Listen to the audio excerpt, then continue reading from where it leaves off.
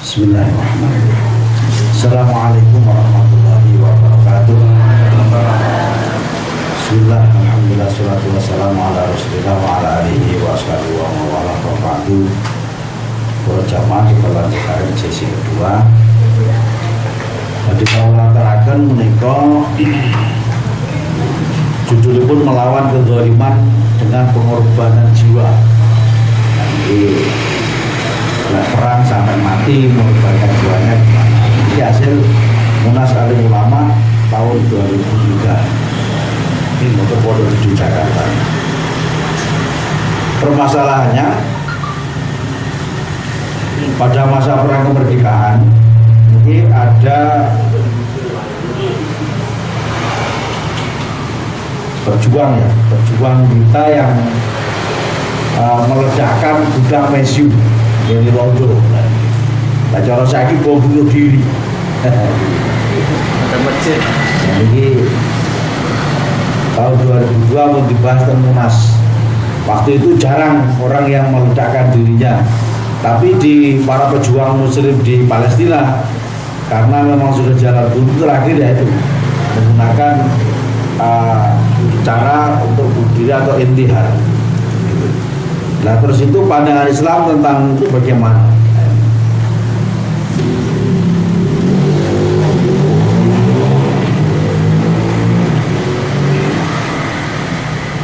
Padahal bunuh diri itu sebagai perbuatan yang diharamkan. Ya, pertimbangan hukum telah kita maklumi bersama bahwa intihar atau bom bunuh diri itu sebagai perbuatan yang diharamkan. Ini. Karena motifnya adalah frustasi, putus asa dalam menghadapi hidup ini. Ini sekata naliko banyak PHK, terus ada Laskar Ahlus Sunnah wal Jamaah di Poso. Kata nih tiang sing PHK masuk gerakan jihad itu. Berkali pulau gajah kocok setunggal itu cerita. Gimana tahun biasanya kita di Jakarta seperti ini hidup enak seperti ini. Si PHK nggak punya apa-apa, ngapain jihad aja, kalau mati kan masuk surga, enak ya sih. Bilalah kalau orang mati boleh pak, ini bakul bakso gitu. Itu, jadi kalau alasannya karena putus asa hukumnya haram. Yang kedua, menipu adalah perbuatan haram, kecuali di dalam perang. Nah, perang dalam rangka memerangi kezaliman para penjajah itu diperbolehkan. Hadis riwayat Imam Bukhari Muslim. Yang ketiga, motivasi yang mendorong seseorang melakukan bunuh diri adalah frustasi, putus asa dalam menghadapi hidup ini. Sedangkan pengorbanan dalam rangka perjuangan melawan kezaliman adalah mati syahid. Jadi bedanya itu. Jadi standarisasi zalim itu kayak apa? Nah ini yang kadang-kadang diputar-balikan. Makanya di sini bagaimana Nahdlatul Ulama melihat daripada kejadian ini.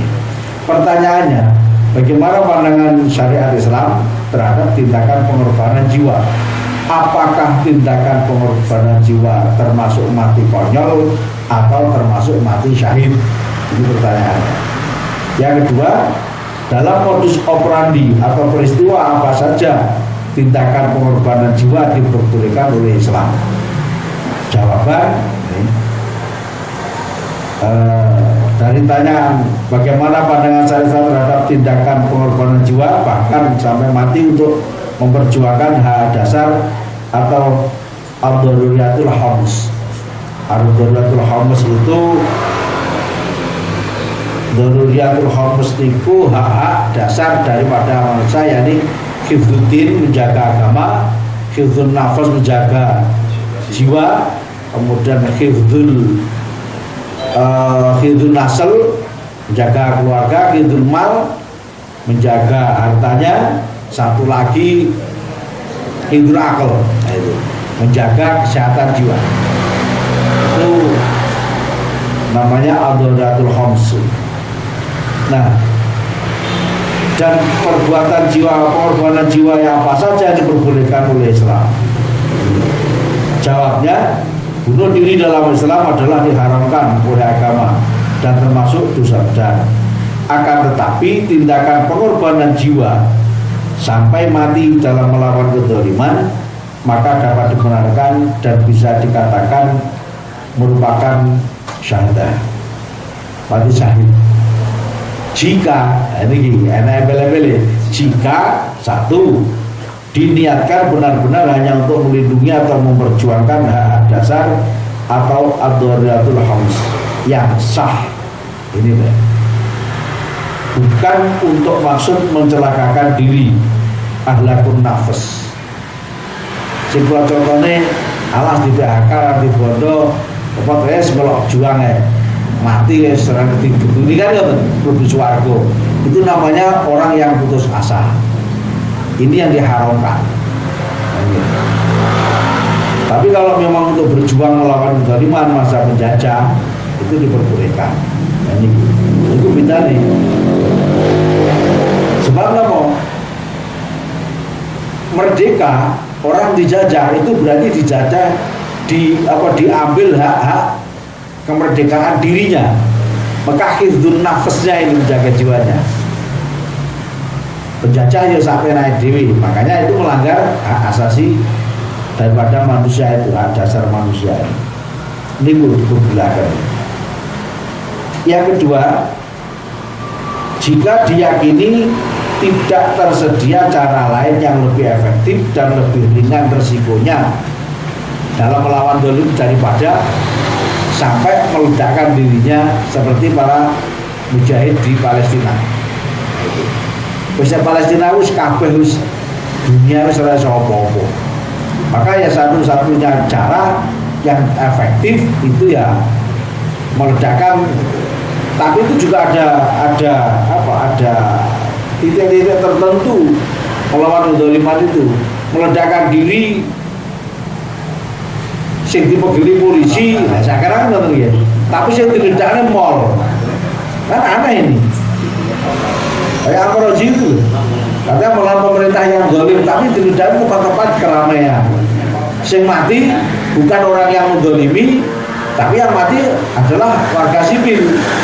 Ini padahal karo ISIS katanya ingin menumpas kemungkaran yang ada di dunia. Ini situ perangi negara Islam. Nah, ini kan aneh ini. Hanya sebuah kamuflase kepentingan politik. Terus orang Indonesia melak-melak jihad ISIS dari Suriah. Katanya pintu surga dibuka. Surga ini berapa deh. Ini pemahaman yang terbalik seperti ini. Dan masalah agama ketika digunakan untuk propaganda hal-hal yang bersifat kepentingan yang sesaat itu namanya mati. Kenapa? Karena memang kalau sudah panggilan agama sudah merasuk itu semuanya dianggap benar. Nah ini yang klaim yang termasuk eksklusif ini ya, ini tidak boleh dan dalam itu tidak dibenarkan. NU sifatnya adalah rahmatan lil alamin, maka inklusif dan bisa menerima. Artinya masukan-masukan pertimbangan harus tawazun dipertimbangkan seperti itu. Nah inilah makanya dasar-dasar ajaran dalam Ahlussunnah wal Jamaah yang 5 itu dan mulai dari tawasud, tawadud, i'tidal, itu tasamuh, ini semuanya harus dikedepankan. Tapi kalau sudah yang orang yang eksklusif yang mengklaim dirinya yang paling benar, nah ini yang bertentangan dengan ad-daruratul khams tadi. Jadi menganggap orang lain itu salah, yang benar kita sendiri. Maka itulah yang digembor-gemborkan saat ini di para pergerakan melawan pemerintah yang sah ini.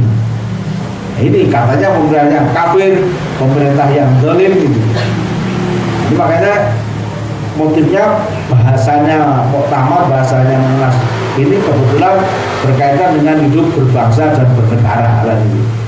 Dalam hidup bernegara, pangapunten kajian dalam pernah ada pertanyaan seperti itu, apakah ada negara yang lebih bersyariat daripada Indonesia? Pelaksanaan pemerintah yang lebih syar'i dari zaman ditanyakan. Yang pertama, ketuhanan yang Maha Esa, agama dilindungi, haji difasilitasi, ini apalagi pernikahan dilindungi oleh negara hak-haknya semuanya. Masjid dibangunkan oleh negara, dibantu dan sebagainya. Ini kan semuanya kan sama semua. Makanan halal, jaminan halal, produk halal, pemerintah hadir di sana.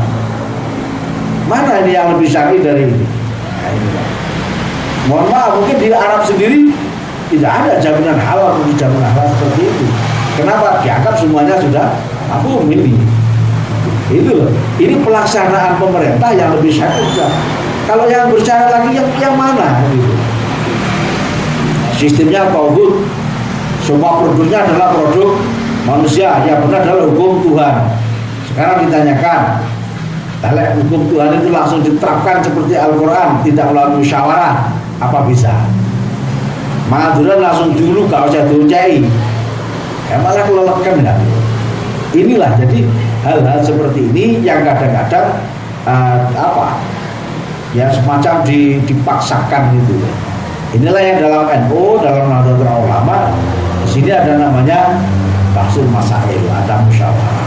Permasalahan-permasalahan itu dicari sumber-sumbernya, bagaimana pendapat para ulama terdahulu yang bersumberkan dari Al-Quran itu. Kemudian alasan yang ketiga, jika mengambil sasaran pihak-pihak diyakini menjadi otak pelaku kezaliman itu sendiri ini, jadi tidak ngawur. Katanya pemerintah yang zalim, yang diledakan mall, diledakan Candi Borobudur, diledakan gini tempat-tempat keramaian. Ini kan yang mati wong sing diledakan pemerintah, sing diledakan wong Jumatan nang Polres Cirebon, nggak pernah nih. Oh Jumatan dibom, ngono jare aku berjahit Islam. Dan kualik tadi. Nah inilah makanya klaim-klaim kebenaran secara sepihak inilah yang membahayakan pada kita. Dan itu di NU tidak berlaku klaim biasa. Jadi NU tawazun, mempertimbangkan, tasamuh, toleran. Jadi menerima pihak-pihak mengakui ada pendapat yang lain, makanya diwujudkan dalam fikih Imam Syafi'i, kalau ada dalil yang lebih kuat daripada dalil saya, silahkan diambil dalil itu. Imam Abu Hanifah, kalau ada hasil ijtihad yang lebih sahih, lebih bagus daripada hasilnya, ya ambil. Artinya tidak mengklaim kita yang paling benar, yang lainnya salah. Nah kalau klaim itu kebenaran, akhirnya kan semuanya kafir. Maka mereka hukum takfiri, mengkafirkan pihak-pihak tertentu itu. Berbahasa guyonan nih, dia oleh kafir swarga monggo dewi. Ada swarga dewi, rene koncone sepi yo ora nyaman. Nah itu. Kan guyonan seperti itu ya, siapa yang percaya nggak itu ada ceramah ya. Nah ini apa terkait dengan bagaimana hukumnya pengorbanan jiwa atau istilah sekarang bom bunuh diri dalam rangka memperjuangkan memerangi kezaliman. Kalau itu memang benar-benar niatnya seperti tiga ini, maka diperbolehkan. Jadi dasar pengambilannya dari Al-Jami' li Ahkamil Quran, itu bisa tafsirnya panjang ini, makanya betul-betul aturan tadi. Ada satu hentikan dalam hadis itu, wa min hadza ruya ana rajulan qala lin nabi ara'aita in kuntu fi sabilillahi sabiran muhtasiban qala falakal jannah. Jadi bagaimana pendapat jenengan Rasul, kula niki jaya sabilillah sabar terus sampai mati, ya falakal jannah, maka kau akan masuk surga dan seterusnya. Mati sabar di situ artinya dia betul-betul ya seperti 3 poin yang menjadi tujuan atau niatan daripada berjuang sampai meninggalnya. Tapi kalau demo di ruang sampai mati, sing didua apa kenaikan BBM, nah ini kan tidak nyambung sama sekali. Katanya memperjuangkan hak rakyat yang mana kan gitu. Kita tuh ada pemerintah yang sah, makanya pemerintah yang sah inilah yang harus didukung. Makanya dalam muktamar-muktamar selalu seperti itu kan. NU selalu seperti itu. Dan para pendiri negara ini adalah para ulama, mayoritas ulama. ada yang dari Muhammadiyah, dari NU dan yang lainnya, jadi para tokoh-tokoh semua. Insya Allah Indonesia ini pelaksanaan ke negara walaupun bukan negara Islam tapi sudah syariat, bersyariat sudah. Pun juga diulas Tawawi. Saya kira itu malam ini para jamaah semuanya sedikit berjalan yang Pulau Bekal ini pas usume Abu bunuh diri yang baru-baru ini tentang TV ini Masya Allah, dan video-video kiriman itu perotol sampai sikile dewi melayu ning kene ning kono awake nempel nang tembok kan. Belum yang melakukan itu badan tubuh yang lainnya. Sing diserang sapa? Polisi sing apel kan. Ini kan sebetulnya aku belas alasannya apa itu paling-paling ya sih aja kelompok-kelompok itu saja, tapi kita tidak bisa menafikan kayak apapun mereka menurut kepercayaan mereka yang benar ya silakan, tapi caranya itu yang perlu kita ya minimal kita ingkar lah soal seperti itu, kita ingkar, jadi tidak menyetujui adanya hal-hal yang seperti itu. Demikian para jamaah, mari kita akhiri pembacaan hasil Munas Alim Ulama yang tahun 2003 di Pondok Gede, Jakarta. Kita hantarkan alhamdulillahirabbil alamin, subhanakallahumma wa bihamdika asyhadu an la ilaha illa anta astaghfiruka wa atubu ilaik. Wallahu muwaffiq ila aqwamit thoriq. Assalamualaikum warahmatullahi wabarakatuh.